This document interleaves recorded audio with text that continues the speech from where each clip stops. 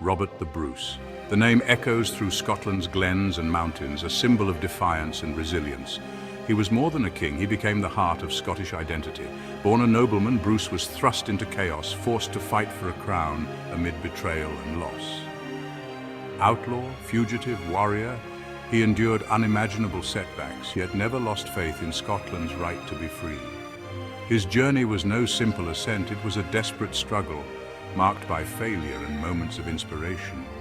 Bruce's determination, even in utter despair, transformed him from claimant to hero.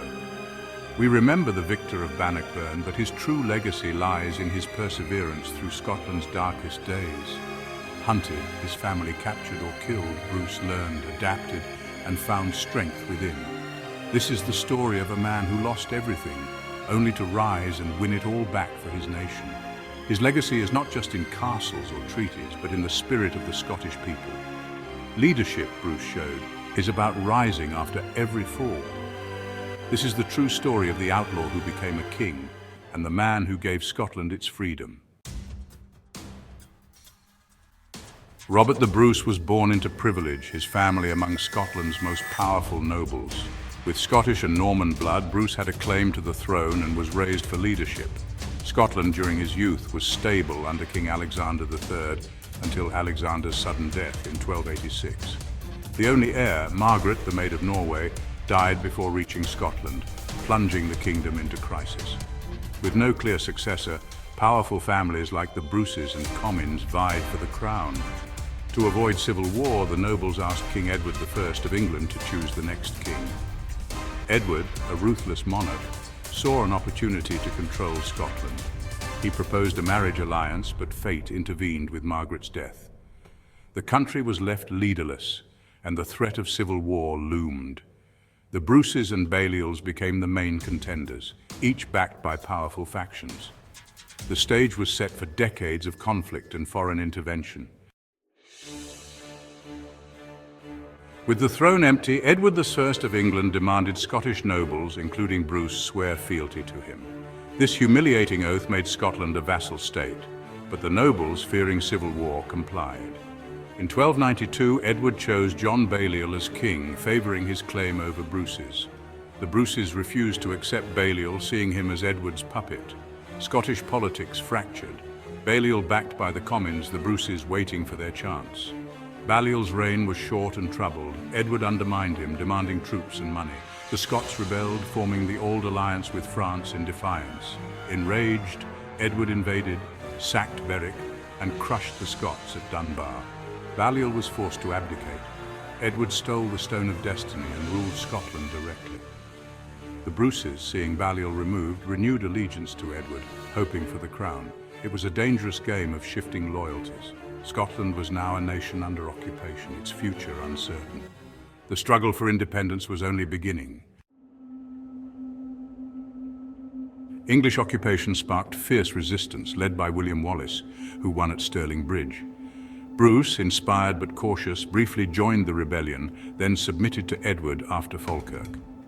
Wallace's execution seemed to end hope, but Bruce's ambition for the crown remained. His main rival was John Comyn, backed by powerful families. In 1306, Bruce met Comyn at Greyfriars Church in Dumfries. An argument turned deadly. Bruce stabbed Comyn at the altar. This sacrilegious act made Bruce an outlaw, excommunicated and hunted by both church and king. With no turning back, Bruce seized his chance. 6 weeks later, he was crowned King of Scots at Scone Abbey, with only a handful of supporters. The war for Scotland's future began in blood and desperation.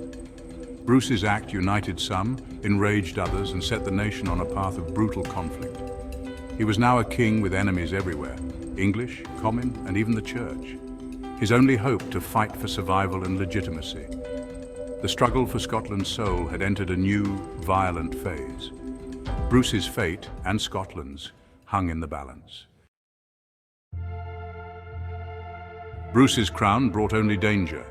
Edward I sent a powerful army to crush him. Bruce's first battle as king ended in disaster at Methven. His army routed, his authority shattered.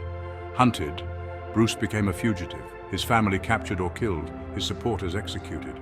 He fled into the wilderness, living as an outlaw with a handful of loyal men. The dream of a free Scotland seemed lost. Bruce was a king in name only. Months of hardship followed: hunger, cold, betrayal, and constant pursuit. Even his family suffered, his wife and daughter imprisoned, brothers executed. Bruce's early defeats stripped him of everything but his will to survive. Yet in the bleakest moments, he refused to surrender. The king without a kingdom clung to hope, determined to fight on. His story was far from over. In exile, Bruce reached his lowest point, defeated, alone, and grieving. Legend says he watched a spider fail 6 times to spin its web, only to succeed on the 7th.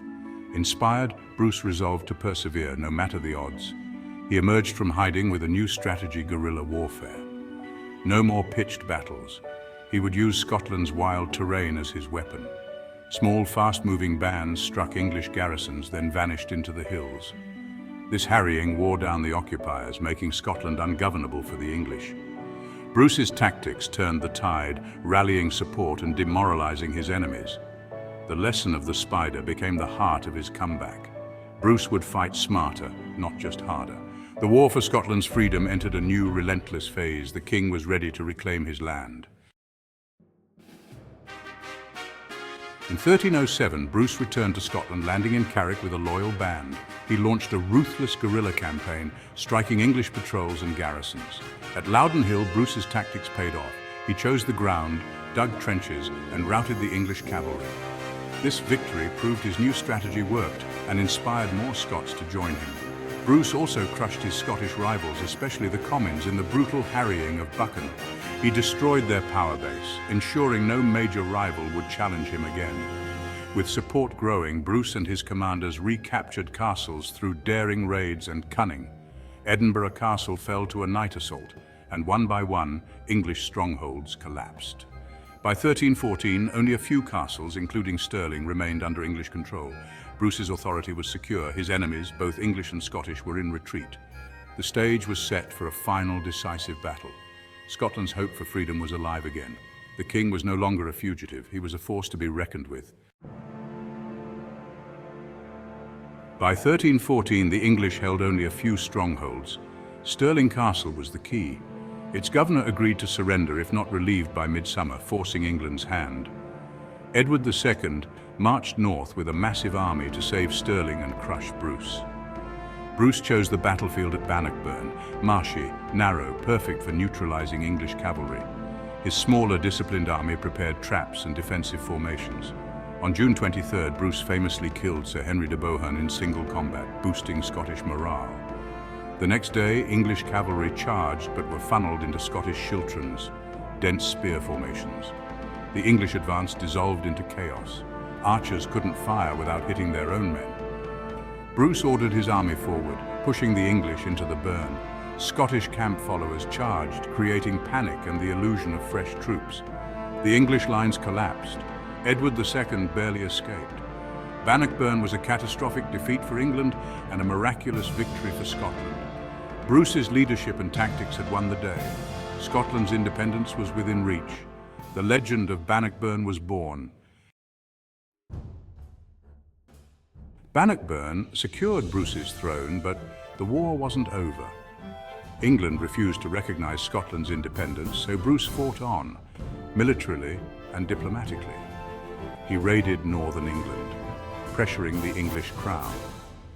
In 1320, the Declaration of Arbroath was sent to the Pope, asserting Scotland's right to freedom. It declared the Scots fought for liberty alone, uniting the nobles behind Bruce.